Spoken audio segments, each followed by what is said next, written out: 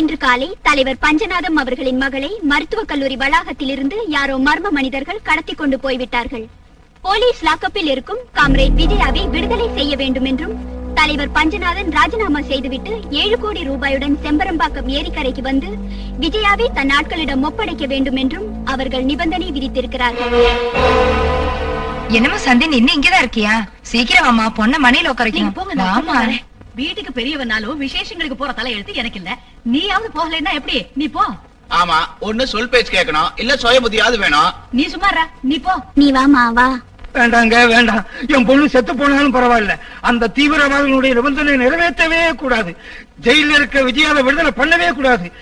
நாட்டுக்காக தியாகம் பண்ண எத்தனையோ பெரியவங்களுடைய சரித்திர புத்தகத்துல என் பொண்ணை பத்தி 2 வார்த்தை எழுதுறதுக்கு நான் ரொம்ப சந்தோஷப்படுறேன். என் பொண்ணு பணத்தை பாக்குறதுக்கு முன்னால நான் செத்து போயிடுறேன். என்ன சாக விடுங்க, என்ன சாக விடுங்க.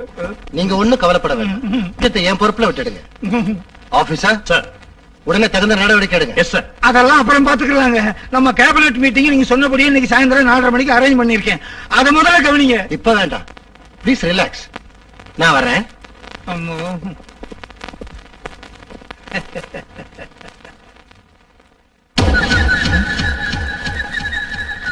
பஞ்சநாதம், உங்களுக்கு இப்படி ஒரு அற்புதமான மூளை இருக்கும்னு நான் நினைக்கவே இல்லை. உங்க அறிவுக்கு என் வாழ்த்துக்கள். இந்த பாரியா ஜான, இமயமலையை தோன்றதுக்கு உனக்கு கான்ட்ராக்ட் கொடுத்தாலும் இந்தியாவை நானே தோண்டிக்குவேன். நான் எவனையும் நம்ப மாட்டேன். இதென்ன இன்னும் போக போக பாரு. பாக்குறேன். நீயா? ஆமாங்க, ஏன் நிழலோட தான் நீங்க பேசிக்கிட்டு இருக்கீங்க. நம்ம தலைவர் இருக்காரு பாருங்க, உங்களை நம்புற மாதிரி நம்பி நம்பாத மாதிரி இருக்காரு. நம்பிட்டாருங்கிறீங்களா? நம்பல. நம்பிட்டாருங்கிறீங்களா? நம்பல. நம்பலீங்க. அம்மோ, இதை என்ன கன்ஃபியூஸ் பண்றாங்க. இதை என்ன கன்ஃபியூஸ் பண்றாங்க. இந்த கற்பனை இழுத்துட்டு போங்க, இழுத்துட்டு.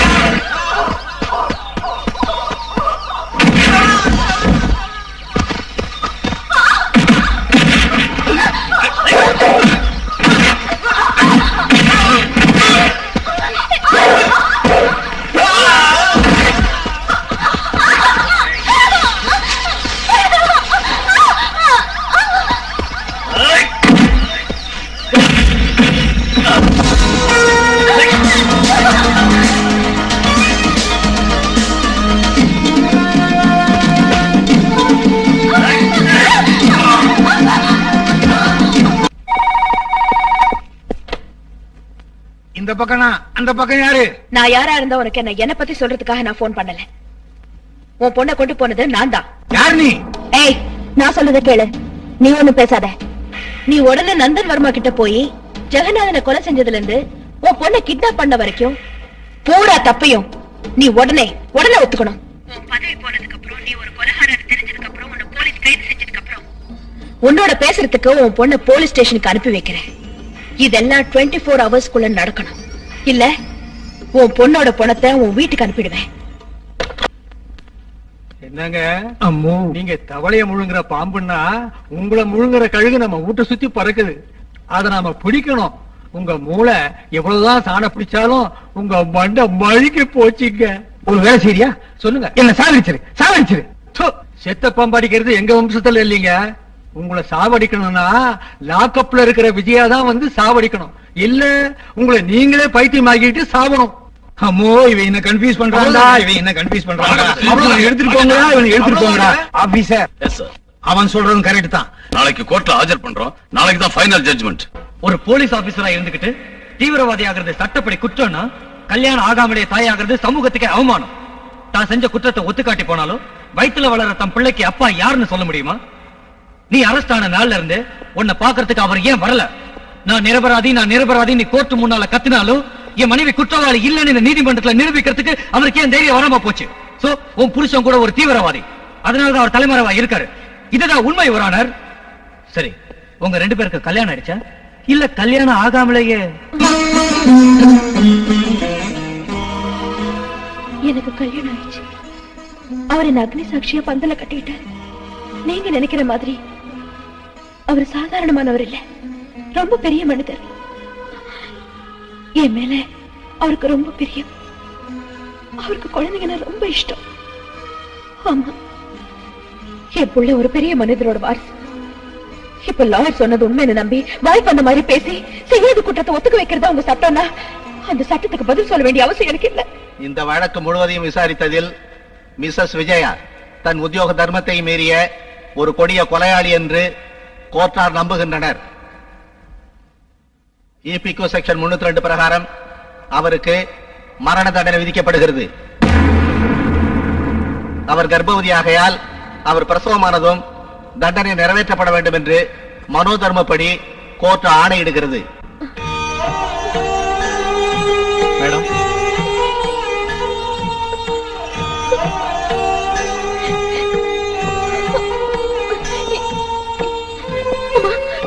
என் புள்ள அனாதை இல்லம்மா. வாங்க. என்னங்க, என் புள்ள அனாதை இல்லைங்க. என் புள்ள அனாதை இல்லை. நான் யார்கிட்ட சொல்றது? இதை நான் யார்கிட்ட சொல்றது? என் புள்ள அனாதை இல்லை.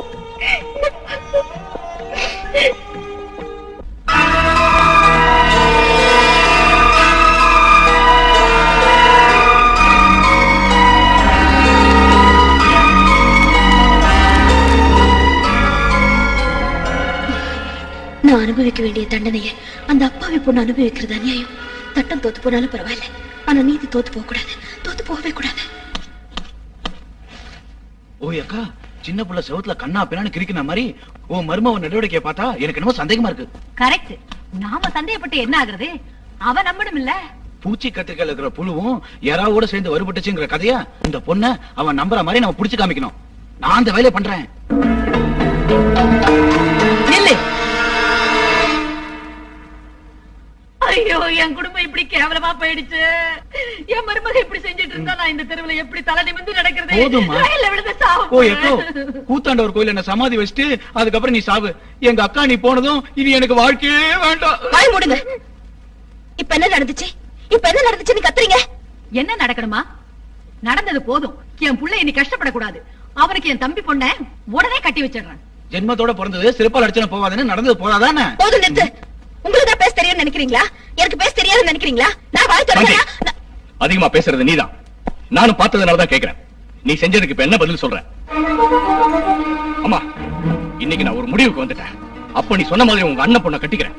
இவ டைவர்ஸ் பண்ணிக்குவாளோ இல்ல வீட்டு வேலைக்காரியா இருப்பாளோ இல்ல வீட்டை விட்டு போயிடுவாளோ போகட்டும். இனிமே இவ என் மனைவி இல்ல. எதுங்க இப்படி அவசரப்பட்டு எந்த முடிவுக்கும் வராதீங்க. ஏன் இருக்க கூடாது? பசுமையான குடும்பம் பாழாக கூடாதுன்னு. இது பசுமையான குடும்பம் இல்ல, மானம் போட குடும்பம்.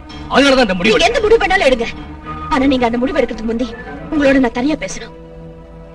என்ன நீ பேசணும்? உங்க அம்மா என்ன பத்தி சொன்னதெல்லாம் போயில்ல. உண்மைதான். அது தெரிஞ்சு வேற கல்யாணத்துக்கு நீங்க முடிவு எடுக்கிறது கூட தப்பில்ல. நிஜமா நான் உங்க மனைவி சாந்தியா இருந்தா நான் உங்க மனைவி இல்ல, சிபிஐ ஆபீசர் விஜயா. எனக்காக இவ்வளவு செஞ்ச சாந்தி வாழ்வு என்னால கெட்டு போறதையும் அழிஞ்சு போறதையும் நான் சகிக்க முடியாது. அதனாலதான் இந்த உண்மை உங்களுக்கு சொல்றேன். மிஸ் விஜயா, இந்த உண்மை சாந்தி கர்ப்பம் தெரிஞ்ச அன்னைக்கு நீங்க போலீஸ் ஸ்டேஷனுக்கு போய் அவளை சந்திச்ச போய் நான் சந்தேகப்பட்டேன். மனைவிங்கிற முறையில நீங்க என்னை விட்டு விலகின போய் நான் உங்களை புரிஞ்சுக்கிட்டேன். கோர்ட்ல சாந்தி படுற வேதனையும் துன்பத்தையும் பார்த்து அதை உறுதிப்படுத்திக்கிட்டேன். இந்த உண்மையை உங்க வாயால சொல்ல வைக்கணுங்கிறதுக்காக நான் உங்ககிட்ட அவ்வளவு கடுமையா பேசினேன். 2 பெண்கள் சேர்ந்து இவ்வளவு தைரியமா உறுதியா முடிவெடுக்கும் பொழுது ஒரு போலீஸ் ஆபீசரான என்கிட்ட சொல்லல. Are you doubting about my sincerity? என் மனைவி சாந்தி ஒரு அப்பாவின்னு நினைச்சிட்டு இருந்தேன். ஆனா அந்த அப்பாவித்தனத்துல கூட இவ்வளவு தைரியமும் தியாகமும் இருக்குன்னு இன்னைக்கு தான் புரிஞ்சுக்கிட்டேன். நான் அவ புருஷன் சொல்லிக்கிறதுல பெருமைப்படுறேன். மிஸ்டர் அசோக், ஒரு உதவி செய்யுங்க. எனக்கு பதிலா சாந்தி தண்டனை அனுபவிக்கிறது அநியாயம். உண்மையை நீங்க புரிஞ்சுக்கிட்டீங்க. அதனால என்ன சட்டப்படி ஒப்படைச்சிட்டு உங்க மனைவியை விடுதலை செய்யுங்க. இந்த நிலைமையில நீங்க பின்வாங்கினா என் மனைவி தோத்து போனதாயிடும். நீங்க குற்றவாளி தான் முத்திர குத்திடுவாங்க. உங்க 2 பேருக்கு மத்தியில நான் தோத்து போயிடுவேன். நீங்க நிரபராதின்னு நிரூபிச்சாதான் நாம 3 பேருமே ஜெயிப்போம். அப்பதான் சாந்தியோட தியாகத்துக்கு ஒரு மதிப்பு கிடைக்கும். சாந்தி தோத்து போக கூடாது. பஞ்சநாத்துக்கு கொடுத்த டைம் முடிஞ்சும் அவன் கிட்ட இந்த ரியாக்ஷனே வரல. அவர் பொண்ணு நந்தன் வர்மா கிட்ட கொண்டு போனோம். அதே சமயத்துல நீங்களும் நிரபராதின்னு ப்ரூவ் ஆகணும்.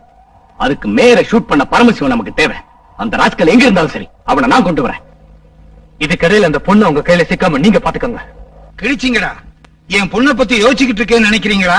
இல்ல என் பதவியை எப்படி ராஜினாமா செய்ய போறேன்னு நினைச்சுக்கிட்டு இருக்கீங்களா? நான் யோசிக்கிறதெல்லாம் அந்த நந்தனவர்மா பத்தி தான். அவர் டெல்லிக்கு போற பிளைட் சரியா 6:45 மணிக்கு. 4 மணிக்கெல்லாம் ஜோதி லிங்கேஸ்வர ஆலயத்துல இந்த தேசத்தின் ஒற்றுமைக்காக அவர் லட்சார்ச்சனையும் அபிஷேகம் செய்ய போறார். அங்கேயே அவர் பேச்சு மூச்செல்லாம் அடங்கி பிரேதமாகிறதுக்கு சாப அபிஷேகத்தை நான் செஞ்சு காட்டுறேன். பஞ்சநாதம், நந்தன் வர்மாவை கொல்ல வேண்டியது ஏன் பொறுப்பு. நீங்க எப்போ என்ன செஞ்சாலும் அதை என்கிட்ட சொன்னப்புறம் தான் செய்யணும். மத்தவங்க தலையிடுறத நான் விரும்பல. ஐயோ அம்மோ, நிழலை காட்டி என்ன பயப்படுத்திட்டா? இல்லைங்க, நிழல் இல்ல, நான் ஒத்துக்கிட்ட வேலை எப்பவும் தோத்து போனதில்ல. நாளைக்கு டெல்லிக்கு போறது அவன் இல்ல, அரசு மரியாதையோட இறுதி யாத்திரைக்காக அவன் போனான். பெருசா கழிச்சுட்டா சுமாரு. அன்னைக்கே இன்னொரு புல்லட் லோடு பண்ணிருந்தா அந்த பிரச்சனை வந்திருக்காதுல்ல. அவன் அப்பயே செத்துருப்பான். சரியா நாளைக்கு 4:30 மணிக்கு அதே கோயில்ல நந்தன் வர்மாவை நான் தீர்த்திடுறேன். இந்த வாட்டி அவரை யாராலையும் காப்பாற்ற முடியாது. நிறுத்து. இந்த விஷயத்துல நான் ஒரு பெரிய ஆயுதம் கண்டுபிடிச்சிருக்கேன். அது அந்த கடவுள் செஞ்ச ஆயுதம், ஈடு இணை இல்லாத ஆயுதம். அது என்ன, எங்கிருந்து வந்துச்சு, அது எப்படி வேலை செய்ய போகுதுங்கிறதெல்லாம் உங்களுக்கு தெரியாத விஷயம். அவளை தண்டிச்சாச்சு, என்னையே அண்டர் கிரவுண்ட்ல வச்சீங்க. நான் சொல்ற வரைக்கும் நீ தலைமுறைவாக இருக்கணும். காரணத்தை சொல்ல வேண்டிய அவசியம் இல்ல. சொன்னதை செய். புரிஞ்சுதா? சே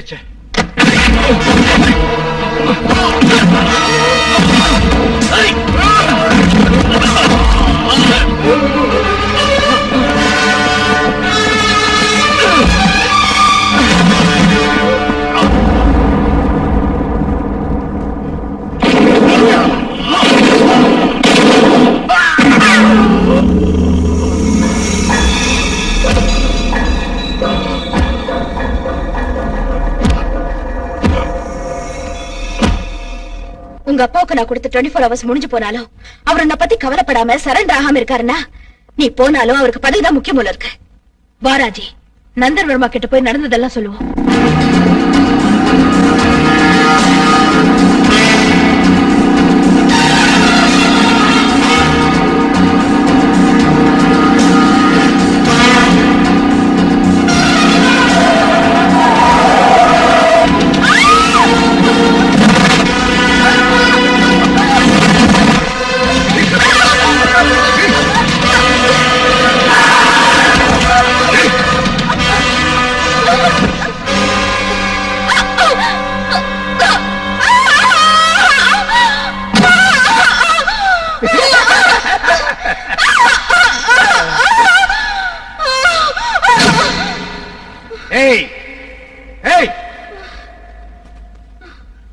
நான் செய்யற வேலையெல்லாம் சக்சஸ் ஆகாம நின்னு போச்சுன்னா அதுக்கு பின்னால ஏதோ ஒரு பராசத்தினுடைய மகிமை இருக்குன்னு அப்பவே நினைச்சேன். பாரு, நீ ஆடுற நாடகம்லாம் எனக்கு தெரியாது நினைச்சியா? நான் சாணக்கியனும் இல்ல, ஹிட்லரும் இல்ல, அரசியல் ரவுடி பொறுக்கி. உன் நாடகத்தினுடைய கடைசி சீனை என் நாடகத்தினுடைய முதல் சீனை நடத்தி காட்டுறேன். பாரு. டேய்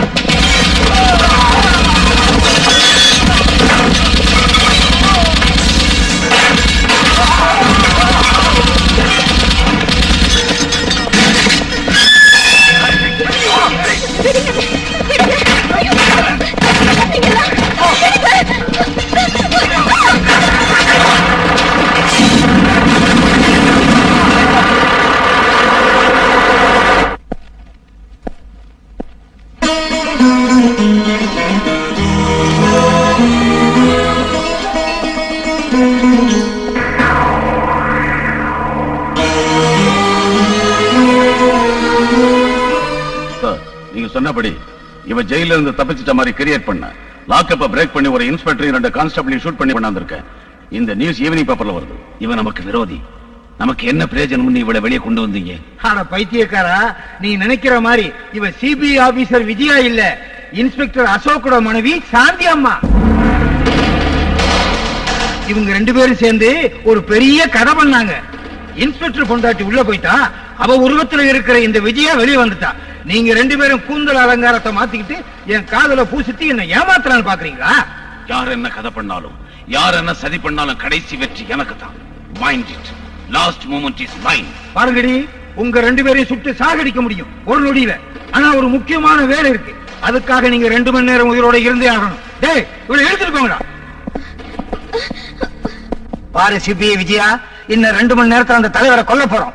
நாங்க கொல்ல போறது இல்ல, உன் கையால கொல்ல வைக்க போறோம். நீ கொலைகாரியாக போற. என் உயிர் போனாலும் நான் அப்படி செய்ய மாட்டேன். செய்ய வைக்கிறேன். கடவுள் கொடுத்த உருவ ஒற்றுமை வச்சு என்ன ஏமாத்துனீங்க. அதே உருவ ஒற்றுமையை வச்சு உங்களுக்கு சாவமணி அடிக்கிறேன். உன்ன மாதிரி அவளை தயார் செஞ்சு அதை நீதான் எல்லாரையும் நம்ப வச்சு, அவ கையாலே இந்த அரசியல் கொலையை செய்ய வச்சு அதை நீதான் செஞ்சேன்னு எல்லாரையும் நம்ப வைக்கிறேன்.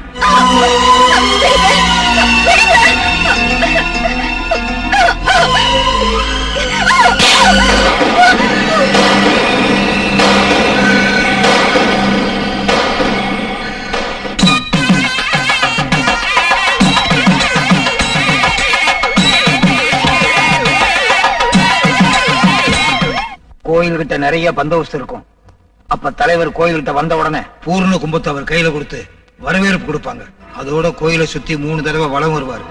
அந்த கலசத்துக்குள்ள பயங்கரமான வெடிகுண்டு வச்சிருக்கேன்.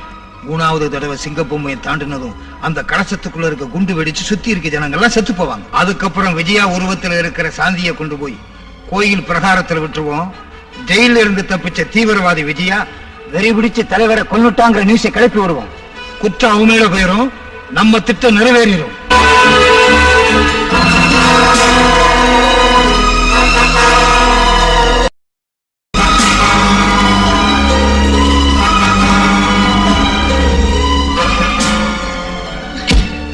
யார் நீ? போங்க, சீக்கிரம் போங்க. என்னங்க அவ தப்பி ஓடுறா பாத்துக்கிட்டு பேசாம இருக்கீங்க? விட்டன் சந்தேகப்படுறேன். அவ கேட்டதை நான் கவனிச்சேன். நீ ஏன் சும்மா இருக்கீங்க? அவ கேட்கணுங்கிறதுக்காகத்தான் சொன்னேன். கேட்டுட்டு அவ வெளியில போய் கலாட்டா பண்ணி நாம நினைச்சது நடக்க விடுவாளா? நடக்க விட மாட்டா. அவ இப்ப நேரா கோயிலுக்குள்ளதான் போவா. அங்கே நீ இருக்கிறதுனால அவளுக்கு குறுக்க யாரும் வராம பாத்துக்க. அவ பாஞ்சு தலைவர் கையில இருக்க கலசத்தை வாங்கி வீசி எறிஞ்சிருவா. பாம் கலசத்துல இருக்குன்னீங்க, அந்த கலசத்தை அவ வாங்கி வீசி எறிஞ்சா தலைவர் எங்க சாவாரு? நாம தான் சாவணும். அவ கிட்ட போய் வீசி எறிஞ்சாதான் நம்ம திட்டப்படி தலைவர் சாவார். என்ன? பாம் இருக்கிறது தலைவர் கையில இருக்கிற கலசத்துல இல்ல, சாந்தி இடுப்புல இருக்கிற பெல்ட்ல. சாந்தி தலைவர்கிட்ட போன உடனே அங்க இருக்கிற நம்ம ஜான் ரிமோட் சுவிட்ச் அழுத்துவான். இங்க செக்யூரிட்டி சம்பந்தமா எந்த விஷயமும் இதுவரைக்கும் எனக்கு தெரியப்படுத்தல. காரணம் என்ன சார்? உனக்கு சொல்ல வேண்டிய அவசியம் எனக்கு இல்ல. ஏன்னா நேத்து அந்த பொறுப்புல இருந்து உன்னை நீக்கியாச்சு. ஏன் சார்? காரணம் சொல்ல வேண்டிய அவசியம் எனக்கு இல்ல. நேத்து பரமசிவத்தை ஷூட் பண்ணாம இருந்திருந்தா காரணம் என்ன நான் சொல்லிருப்பேன். ஜெயில இருந்த சாந்த் விஜயாவை காணோம். அதுக்கு காரணம் என்ன? ஏன் உனக்கு தெரியாதா? அவன் நேத்தே தப்பிச்சுட்டான். அந்த பயத்தினால தான் செக்யூரிட்டி போர்ஸ் அதிகமாக்கி இருக்கும். போய் இங்க ஏதோ சதி நடக்குதுன்னு நினைக்கிறேன். அது உங்களுக்கு தெரியும். இங்க இருக்கிற செக்யூரிட்டி பத்தி எனக்கு சந்தேகமா இருக்கு. You rascal, arrest him! You bloody rascal!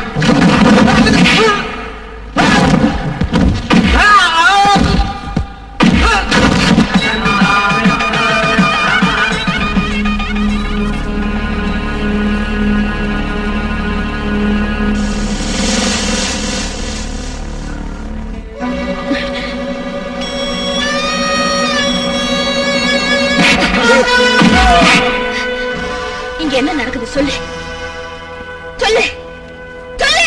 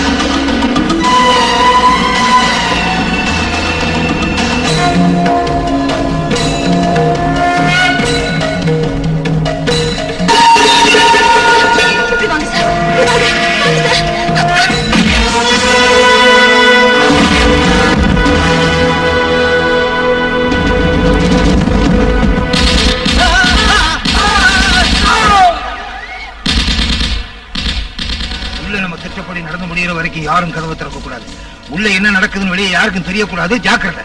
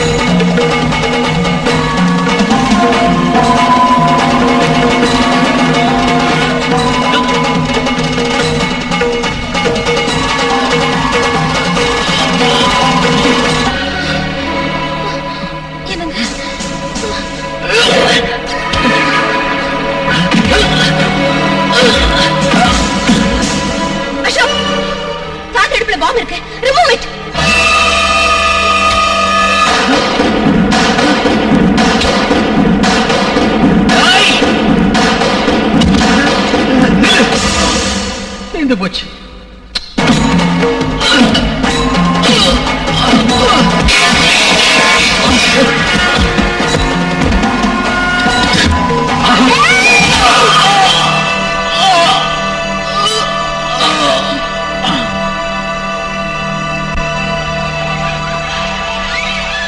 சொல்லு, இதுவும் அதிகார செல்வாக்குனால விலைக்கு வாங்குற நீதிமன்றம் இல்ல.